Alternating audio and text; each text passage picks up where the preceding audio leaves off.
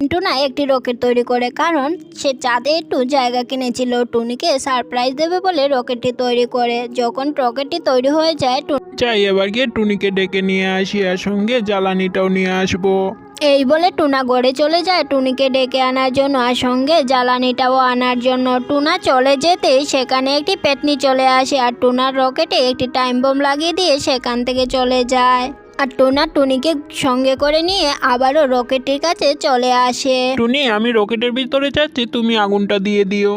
Toner কথা মতো টুনিও রকেটে আগুন দিয়ে দেয়। রকেটটা প্রথমে ঠিকই যাচ্ছিল, মাঝ আকাশে গিয়ে রকেটটা ব্লাস্ট করে যায়, আর টুনা সেখানেই মারা যায়। একদিন টুনা কলকাতা থেকে তার বাসায় ফিরছিল। যখন টুনা রেল থেকে নামছে, তখন তার পিছনেও একটি ডাইনি পিছু নিয়েছে। টুনা তো বুঝতে পারেনি, টুনা চলে যায়। যখন টুনা জঙ্গলের রাস্তা দিয়ে বাসায় যাচ্ছিল, তখন টুনা বুঝতে পারে কেউ একজন তার পিছু পিছু আসছে। তখন টুনা ঘুরে পিছন দিকে তাকালে, তখন সে দেখতে পায় একটি ডাইনি তার পিছু নিচ্ছে, আর তাকে বলছে, এবার তোকে মেরে তোর রক্ত নিয়ে গিয়ে আমি আমার গুরুকে স্নান করাবো, তাহলে আমি আরো শক্তি অর্জন করতে পারবো।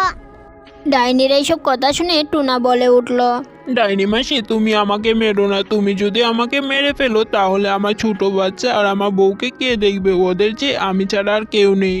ডাইনি টুনার কোনো কথা না শুনে গপ করে তার জাদু চাকুরি বের করে টুনার মাথাটা কেটে ফেলে সেখান থেকে চলে যায়।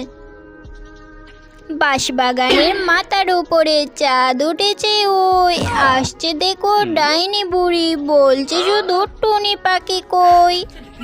এই যে বন্ধুরা, আমার তো টনি পাখি খাওয়া হলো না, তাই তোমরা গিয়ে তাড়াতাড়ি করে ভিডিওটি লাইক করে চ্যানেলটি এক্ষুনি সাবস্ক্রাইব করে দাও, আর কমেন্টে 16 যোগ 5 কত হয় জানিয়ে যেও তো দেখি।